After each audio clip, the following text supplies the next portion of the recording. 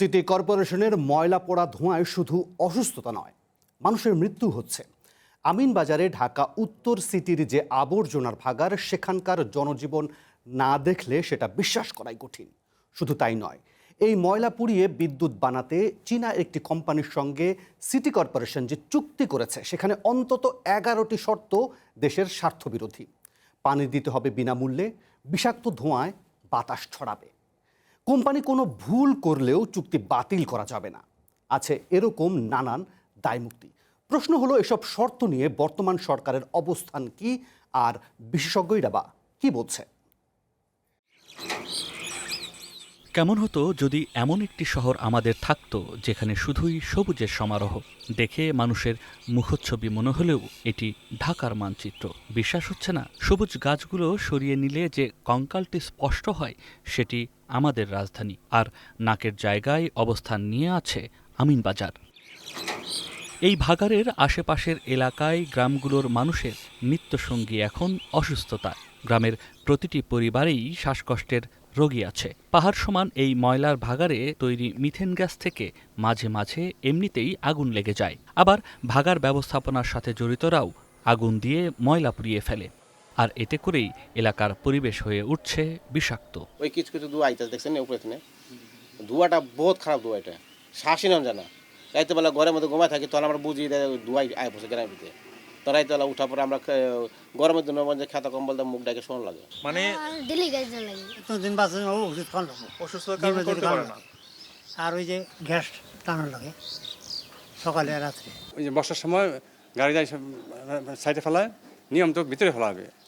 সাইডে ফেলা আর পানির স্রোতে সব ঘেন্না পুরা চক ভেসে যায়। পলিথিনের যে স্তূপগুলো আছে না, মনে হয় কি ময়লার ইয়েগুলা ময়লা থাকে, পলিথিন থাকে, ওই আমাদের যাতায়াত একটু অসুবিধা হয়, একটু কি ভালোই অসুবিধা হয়। এ তল্লাটের 3টি কমিউনিটি ক্লিনিকের তথ্য বলছে, প্রতিদিন গড়ে 45 থেকে 50 জন রোগী সেবা নিতে যান, যাদের মধ্যে বেশিরভাগই শ্বাসকষ্টজনিত সমস্যা নিয়ে আসেন। 55-60 এরকম হতে পারে। ঠান্ডা জ্বর ঠান্ডা একটু বেশি আসে। বয়স্করা বেশি এরকম, এরা একটা শ্রেণীর লোক আছে যারা অ্যাজমার ওষুধ নেওয়ার জন্য ঘুরে ফিরে এরা আসে। ঠিক আছে, ঘুরে ফিরে বা এরা মাঝে মাঝে আসে, আপা ওষুধ আসছে বা মুখ চেনা হয়ে গেছে, যেগুলো আমরা বলতে পারবো। ঠিক আছে, আর ভ্যারাইটিস রোগের মধ্যে হয়তো বা 2-4% থাকে যারা নতুন আসে, যে হয়তো বা আমরা বুঝি যে না, এর এখন কিছু পরীক্ষা নিরীক্ষা বা ইয়ে করে এটা ডায়াগনোসিস করে। এলাকার ওষুধের দোকানগুলোতেও সবচেয়ে বেশি শ্বাসকষ্টজনিত রোগের ওষুধ। ভাগাড় ঘিরে থাকা সবগুলো গ্রামেরই একই চিত্র, এবং এই রোগে সবচেয়ে বেশি ক্ষতিগ্রস্ত বৃদ্ধ ও শিশুরা। যেমন অ্যাজমা ছল, ঠান্ডাজনিত ঔষধ যেমন ওই হেক্সোফেনাডিন, মোনাস্টেন, মন্টিয়ারটেন, এগুলো টোফেন ট্যাবলেট, টোফেন সিরাপ, এগুলো বিক্রি হয় আর কি।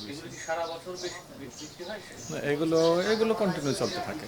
বাচ্চারা আসে, মোটামুটি অনেক আসে, কিন্তু যেগুলো আসে ওগুলো আমরা ট্রিটমেন্ট করি না, ওগুলো আমরা পাঠিয়ে দিই শিশু হাসপাতাল বলি, অন্য হাসপাতালে বলি, ওখানে পাঠিয়ে দিই তাদেরকে।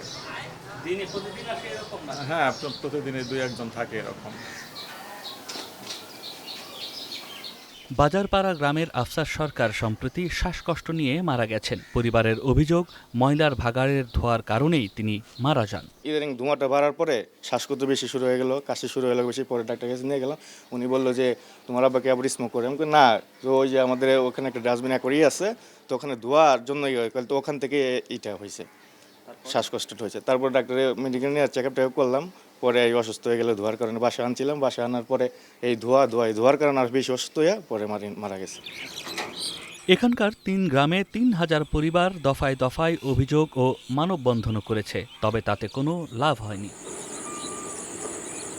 প্রতিটি মানুষের আশা থাকে তার বসতভিটায় দক্ষিণা বাতাস এবং সূর্যের আলো প্রবেশ করুক, কিন্তু এই অঞ্চলের মানুষের কাছে দক্ষিণা বাতাস একটি বিষের নাম, যা ধীরে ধীরে ক্ষয়িষ্ণু করছে মানুষের জীবন এবং জীবিকাকে, যার মূল কারণ হয়ে এসেছে এই ময়লার ভাগাড়।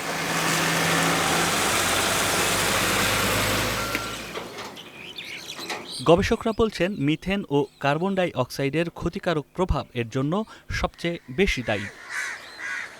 ঢাকার বাতাসে মিথেনের উপস্থিতি নিয়ে 2 বছর ধরে গবেষণা করেছেন এই দুই বিশেষজ্ঞ। তাদের গবেষণার তথ্য অনুযায়ী রাজধানীর মাতোয়াইল ও আমিনবাজারের দুটি ভাগাড় থেকে বছরে 50,000 টন মিথেন গ্যাস নিঃসৃত হয়, আর শুধু আমিনবাজার ভাগাড় থেকেই তৈরি হয় 27,000 টন মিথেন গ্যাস। মিথেনের গ্রিনহাউস পটেনশিয়াল কার্বন ডাই অক্সাইডের থেকে 38 গুণ। তার মানে একটা মিথেন যা করবে সেই সমপরিমাণ ইম্প্যাক্ট তৈরি করতে 38টা কার্বন ডাই অক্সাইড লাগবে। এটা অ্যাকচুয়ালি হিট ডোম ক্রিয়েট করে, যেহেতু এটা টেম্পারেচার অ্যাবজর্ব করতেছে, তো ঢাকার ক্ষেত্রে মানে বছরের পর বছর ধরে এগুলো জমে মূলত আমাদের এখানে টেম্পারেচারটা বাড়িয়ে দেবে। আমিনবাজার ময়লার ভাগাড়ের জন্য 55 একর কৃষি জমি অধিগ্রহণ করা হয়েছিল। পর্যায়ক্রমে আয়তন বেড়ে তা হয়েছে 102 একর। 2017 সালে এটি ভরাট হয়ে গেলেও এখনও চলছে বর্জ্য ফেলার কাজ। এখানেই মূলত রাজধানীর উত্তরের সকল বর্জ্য এসে ফেলা হয়। প্রতিদিনই জমে থাকা ময়লার পরিমাণ বাড়ছে। ধীরে ধীরে এটি 90 ফিট উচ্চতায় পৌঁছেছে, আর তা নির্দিষ্ট এলাকা ছাড়িয়ে আরও বড় হচ্ছে। দীর্ঘদিন এই ময়লা এক জায়গায় থাকার পর সেটি পচে যে পানি বের হয় সেটিকে বলা হয় লিচিট। এটি মূলত একেবারেই বিষাক্ত একটি পানি। এই পানি যে জায়গাতে যাবে, অর্থাৎ পরিবেশের যে অংশে গিয়ে এটি পড়বে, সেই অংশই ক্ষতিগ্রস্ত হবে। মোক্তার হোসেন 2 পাখি ধান লাগিয়েছেন, গাছও ভালো হয়েছে, কিন্তু মৌসুমের এই সময়ে গাছগুলোতে ধানের শীষ চলে আসার কথা থাকলেও তা আসছে না, যা এখন তার চিন্তার কারণ। ময়লার পানি, যে দেখেন ময়লার পানির রস, এই যে এই জমিতে ধান এখনও থোর বেড়ে যাবো, অথচ বাড়িতেছে না, শুধু এই ময়লার পানির কারণে। একটা মাছ নাই। ময়লার ভাগাড় থেকে যে পানি আসছে তা মূলত জমির বড় রকমের ক্ষতি করেছে। স্থানীয় কৃষকরা বলছেন, এই পানি যেদিকে যায় সেখানে আর ফসল হয় না। খরার সময় যে সময় অতিরিক্ত খরা করে, মেঘ বৃষ্টি না হয়, ওই সময় মনে করেন ধোঁয়াটা আসে। ধোঁয়াটা তো গরম, আবার রোদের গরম, এই দুই গরমে মিলে ফসল নষ্ট করে ফেলায়। এখন আমরা একরকম আশা ছেড়ে দিয়েছি। এখন ভবিষ্যতে বলা যাবে কীভাবে জায়গায় আমরা চাষাবাদ করব। হয়তো আগামীতে আমি চাষাবাদ নাই করতে পারি। আমার প্রচুর সমস্যা দেখা দিয়েছে এবার। এ অঞ্চলের বাতাসেও অতিরিক্ত ক্ষতিকারক কেমিক্যাল ছড়িয়ে পড়েছে। তার প্রমাণ এই গাছের দিকে তাকালেই বোঝা যায়। গাছের ফলগুলো নষ্ট হচ্ছে, এমনকি জমিতেও ফসল নষ্ট হচ্ছে, যার প্রমাণ এই বেগুনের ক্ষেত। ধুয়ার কারণে আমরা চাষ ঠিকমতো করতে পারি না। হয়তো ওই ক্ষেত্রে বাগান বুনছি, গোয়াদা ফাইটা জায়গায় যে ধুয়ার কারণে।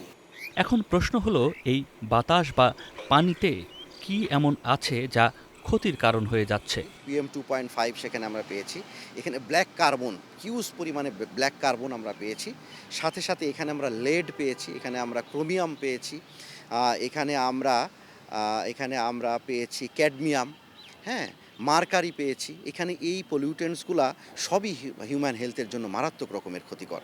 এবং সাথে সাথে এখানকার যে ডিজলভ অক্সিজেন ওই পানির আশেপাশে, সেই ডিজলভ অক্সিজেনও আমরা ইউজুয়ালি থাকার কথা হলো 4.5 বা তার থেকে বেশি, যেটা জলজ উদ্ভিদের জন্য বা জলজ প্রাণীর জন্য খুব ভালো। সেখান থেকে কিন্তু আমরা কম পেয়েছি, কোনো কোনো জায়গায় 2.5 বা 3 এরকমও আমরা পেয়েছি। সো ওভারঅল পলিউশন সিনারিও কিন্তু এখানকার বেশ মারাত্মক রকমের আর কি। পরিবেশের এই ক্ষতি রক্ষায় উত্তর সিটি কর্পোরেশন বর্জ্য থেকে বিদ্যুৎ উৎপাদনের জন্য একটি প্রকল্প হাতে নেয়।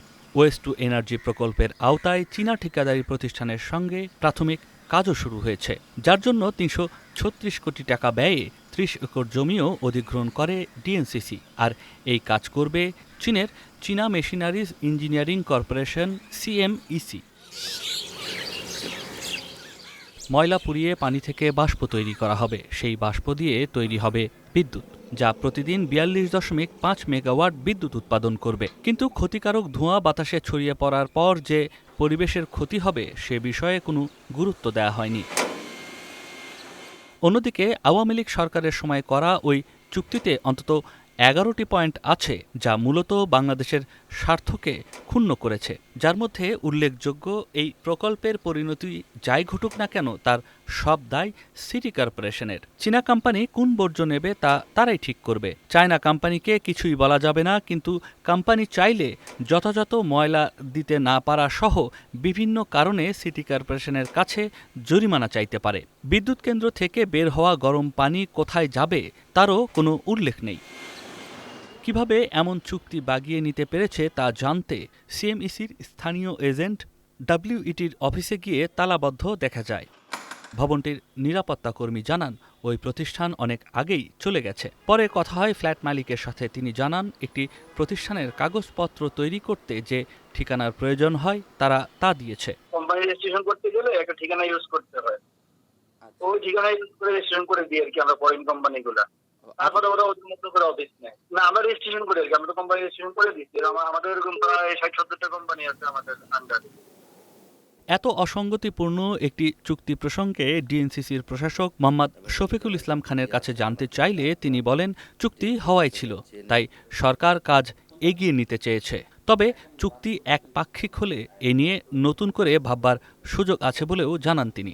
সিটি কর্পোরেশনের উপরে সব দায় চাপে দিয়ে তারা যদি কখনো ওখানে কর্মক্ষেত্রে ব্যর্থ হয়, কী হয় সেই দায়টা সিটি কর্পোরেশন নেবে না, তাই না? যেটা বাস্তবমুখী শর্ত থাকে যে দায় উভয় মিলে একটা কাজ করলে উভয়কেই নিতে হয়। একজনকে একচেটিয়া 11টা আপনার শর্ত দিয়ে চাপিয়ে দিবেন আর সেখানে আমার সিটি কর্পোরেশন সব দায় দায়িত্ব নেবে, সেটার পক্ষে আমি থাকবো কি থাকবো না, আমি শর্তগুলো দেখে পরে আমি হয়তো বলতে পারবো। দেশবিরোধী চুক্তি কোনোটাই মানবে না। জনগণের স্বার্থে আমরা জনগণের দল, জনগণের প্রতিনিধি হিসাবে দেশ বিরোধী কোনো কর্মকাণ্ড এবং কোনো চুক্তি আমরা এটাকে অ্যালাউ করব না। অথচ এমন বর্জ্য ব্যবহার করে জ্বালানি তৈরি করা দেশের সংখ্যা নেহায়েত কম না। সিঙ্গাপুরে বর্জ্য থেকে জ্বালানি ও সার তৈরি করা হয়, যা করা হয় একটি চেম্বারের মধ্যে পরিবেশের ক্ষতি না করে। বাংলাদেশ ও সিঙ্গাপুরের পরিবেশ ও বর্জ্যের ধরন একই। এটিও রাজধানীর বর্জ্য ব্যবস্থাপনার একটি উপায় হতে পারে। ইনসিনারেশন পদ্ধতিতে বর্জ্য পোড়ানো হয় আর পাইরোলাইসিস পদ্ধতিতে বর্জ্য গলানো হয়। এখানে অক্সিজেন ব্যবহার করা হয় না এবং নিয়ন্ত্রণও করা যায়। এই পদ্ধতিতে বর্জ্য থেকে তেল, গ্যাস, চারকোল এবং সার তৈরি করা যায়। এছাড়াও বর্জ্যের ধরন অনুযায়ী অন্য পণ্যও উৎপাদন করা সম্ভব।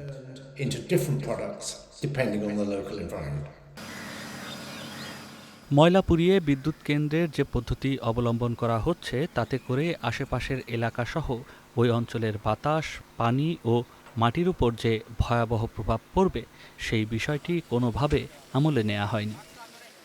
বরং জনস্বাস্থ্যের জন্য মারাত্মক হুমকির পথে হাঁটছে সরকার। বায়ু দূষণ নিয়ন্ত্রণ বিধিমালা 2022 অনুযায়ী উন্মুক্ত স্থানে বর্জ্য সংরক্ষণ এবং তা পোড়ানো যাবে না। যদি তা করা হয় সেই ক্ষেত্রে 2 বছরের জেল এবং 2 লাখ টাকা পর্যন্ত জরিমানা হতে পারে। তবে 2 সিটি কর্পোরেশন তাদের বর্জ্য ব্যবস্থাপনার নামে এই কাজটি করে আসছে দীর্ঘদিন ধরে। একই সঙ্গে উত্তর সিটি কর্পোরেশন বর্জ্য ব্যবস্থাপনার জন্য চায়না একটি প্রতিষ্ঠানের সাথে যে উদ্যোগ গ্রহণ করেছে, সেখানেও দেখা যাচ্ছে এই বর্জ্য উন্মুক্তভাবে জ্বালিয়েই বিদ্যুৎ উৎপাদন করা হবে। অর্থাৎ সরকারের যে বিধিমালা রয়েছে, সরকারি একটি প্রতিষ্ঠান সেই বিধিমালাকেই বৃদ্ধাঙ্গুলি দেখাচ্ছে। নয়ন আদিত্য, ওয়ান নিউজ, ঢাকা।